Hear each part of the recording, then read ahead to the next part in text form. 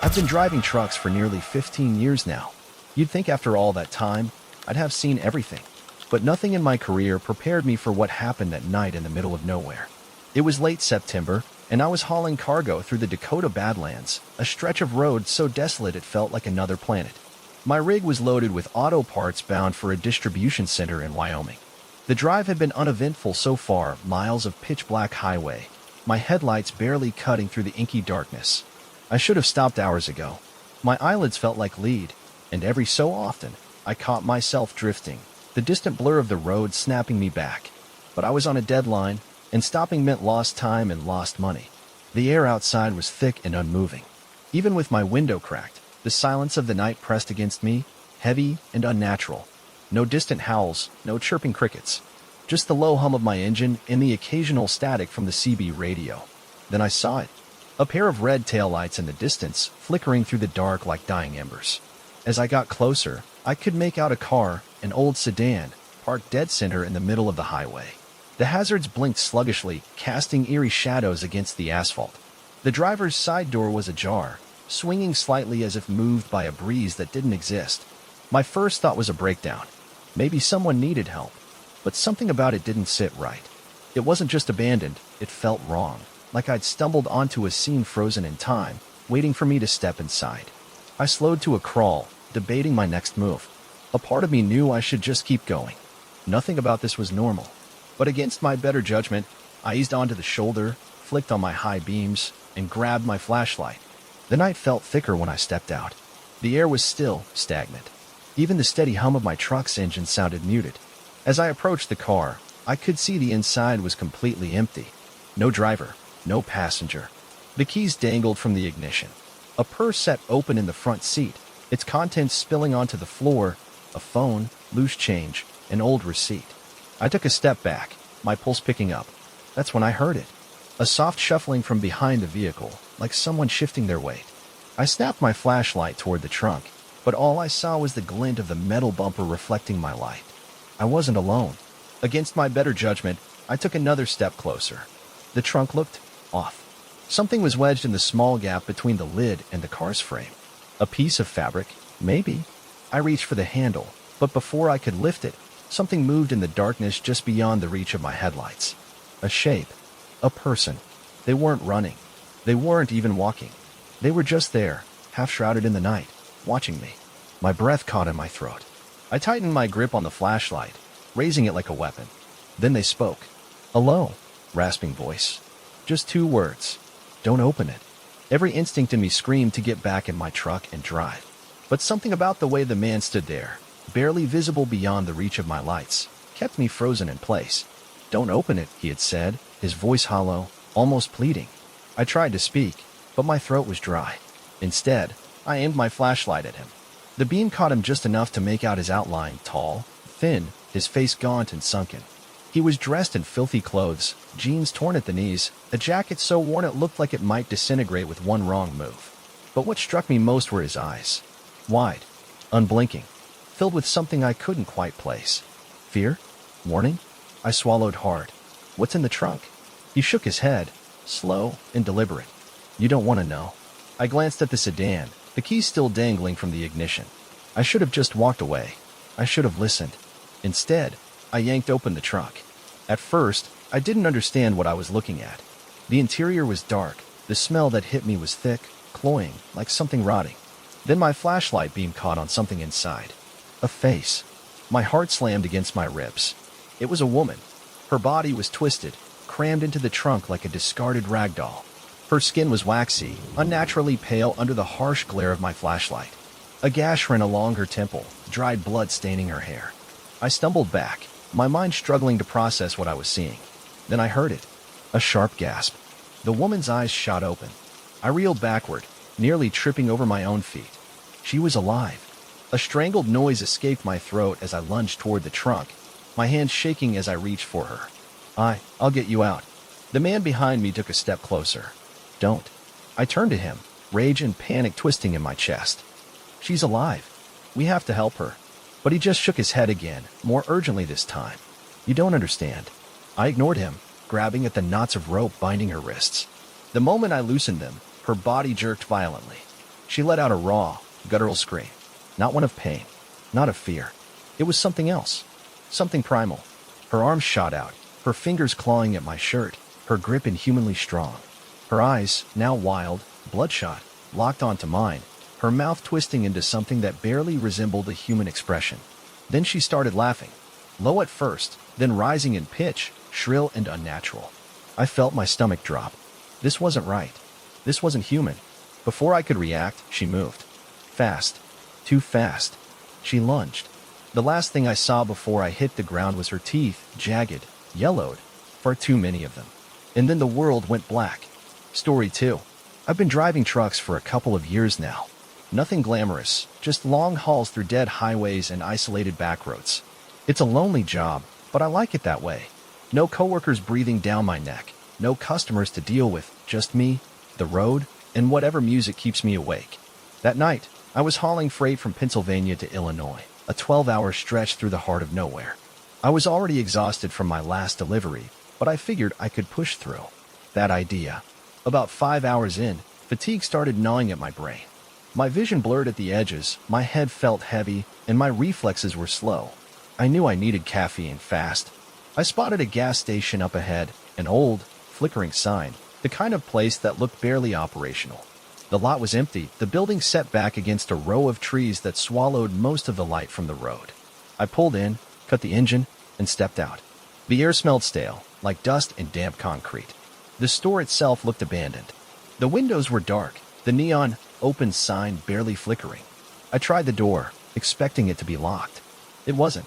A chime sounded as I stepped inside. The place was eerily quiet.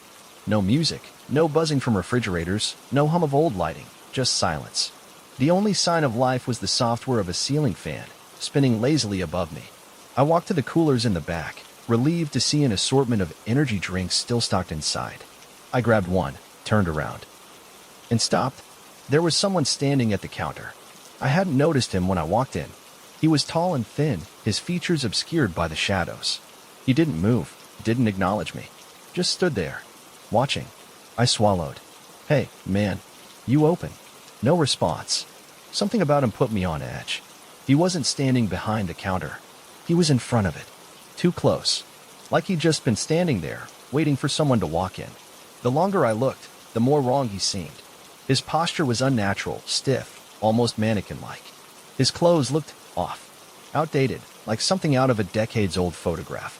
And then I noticed something that made my stomach turn. His feet weren't touching the ground. I stumbled back, my breath caught in my throat. My first thought was that my exhaustion was messing with me.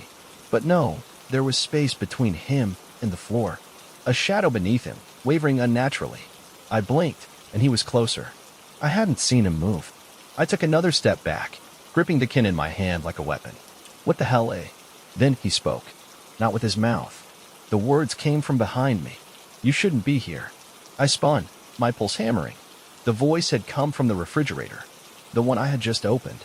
And inside, staring back at me through the glass, was my own reflection. But it wasn't doing what I was doing. It was smiling. I staggered back, my breath hitching in my throat. The reflection in the refrigerator glass wasn't just smiling, it was grinning. Wide. Too wide.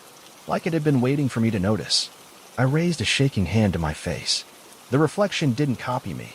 It just stood there, that grotesque smile stretching further across its face. Then, without moving its lips, it spoke. "He's behind you." Cold terror shot through my veins. I turned. The man at the counter was gone. The silence of the store pressed in around me, heavy and suffocating. The air was thick, unmoving, as if the building itself was holding its breath. My pulse hammered as I backed toward the door. Screw the energy drink, I was getting the hell out of there. But when I reached for the handle, it wouldn't budge. The door was locked. From the outside. I yanked at it, panic rising. I banged on the glass, but the parking lot outside was still empty. No cars, no signs of life, just my truck sitting there, silent and waiting. Then, I heard something behind me. A slow, wet scraping sound. I turned just in time to see the ceiling fan stop spinning. Something was crawling out of the darkness above it. I saw fingers first, thin and too long, curling around the edge of the fan. A pale, gaunt face followed, sliding unnaturally from the shadows. Its eyes were just like mine. But its mouth, God, its mouth. It was the same impossible grin as the reflection. I couldn't move. I could barely breathe. Then it dropped. The thing landed in front of me, inches away, moving in a jerky, unnatural way, like its joints didn't quite work right. It leaned in close. And then, in a voice that was almost mine, it whispered, "You brought me back." I bolted. I didn't care about the locked door. I threw myself at it, crashing into the glass with everything I had. The impact rattled my skull, but the old frame gave way. I burst outside, landing hard on the pavement. Gasping, I scrambled to my feet and sprinted for my truck. I didn't dare look back.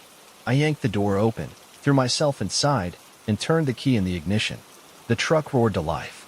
My hands were shaking so badly I could barely shift gears, but I forced my foot onto the gas and sped out of that lot without a second thought. The store shrank in my rearview mirror, its neon sign flickering in the dark. For a moment, I thought I saw something standing just outside the broken door, tall, grinning, waiting. Then the road swallowed it. I drove straight through the night, didn't stop once, didn't even turn on the radio. I only glanced in my mirror one time, and I swear to God, for just a second. The reflection in the glass behind me was still smiling. Story 3. For years ago, I was working long hauls for a warehouse in Montana. The pay was decent, and the job was simple: load up, drive across state lines, drop off, repeat. But after that night, I stopped taking night shifts. It was early November, one of those bitter cold nights where the wind cuts through even the thickest layers. I was on a stretch of empty highway somewhere in Idaho, about 4 hours from my drop-off point. I had planned to push through, but I was running on fumes, both my truck and myself. I decided to stop at a rest area just off the main road. It wasn't much, just a gravel lot, a couple of vending machines, and a single building with a few restrooms. There were no other vehicles, just me and the vast, open road stretching into the abyss. I killed the engine and let out a long breath. The silence was thick. Not a single sound, except for the occasional gust of wind rattling the metal roof of the restroom building. I grabbed a blanket from the passenger seat and settled in for a short nap. Just an hour or two, enough to recharge before I hit the road again. I must have dozed off almost immediately. Then something woke me up. A noise. A soft, rhythmic tapping on my driver's side window. I jolted awake, my heart pounding. The cab was dark, and for a moment, I wasn't even sure if I had imagined it. Then, tap, tap, tap. This time, I knew I wasn't dreaming. I reached for my phone and flipped on the flashlight, shining it toward the window. Nothing. The lot outside was empty. The rest stop building stood dark and silent. I exhaled sharply, trying to shake off the grogginess. Maybe the wind had knocked something loose. Maybe a tree branch or a loose sign was tapping against my truck. Then I saw them. Footprints. Fresh. Leading from the edge of the lot directly to my window. My stomach dropped. The gravel was undisturbed anywhere else, just a set of prints appearing out of nowhere, stopping right beside my door. I leaned forward, scanning the darkness. "Hello?" My voice sounded thin in the vast emptiness. No answer. The air outside was completely still. I was about to roll up the window and leave when something made me freeze. The footprints. There were only two. One left, one right, as if whoever made them had just appeared. Then, directly behind me, inside the sleeper cab, a voice whispered, "You shouldn't have stopped." My blood turned ice. The voice had come from inside my truck, right behind me. Slowly, my breath shallow, I turned my head toward the sleeper cab. The darkness was thick back there, swallowing any light from the dashboard. I couldn't see anything, but I could feel it. Something was there, watching me. I reached for my phone with a trembling hand, flipping on the flashlight. The beam cut through the darkness. Empty. The small bed, the storage compartments, the walls, nothing. But I knew what I had heard. A voice, clear as day. "You shouldn't have stopped." My pulse pounded in my ears as I reached for the ignition. I was done. I was getting the hell out of there. Then, my phone vibrated in my hand.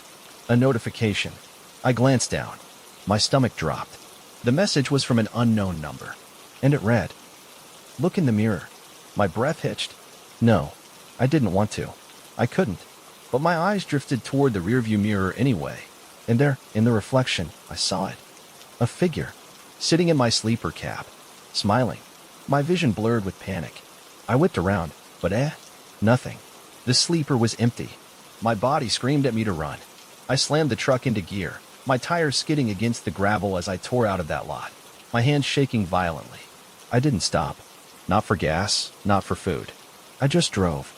And as I finally reached the highway, my headlights slicing through the endless night, my phone vibrated again. Another message. I didn't want to look, but I did. It was another unknown number. This time, just one word. Thanks. And in the rearview mirror, the door to my sleeper cab slowly swung shut.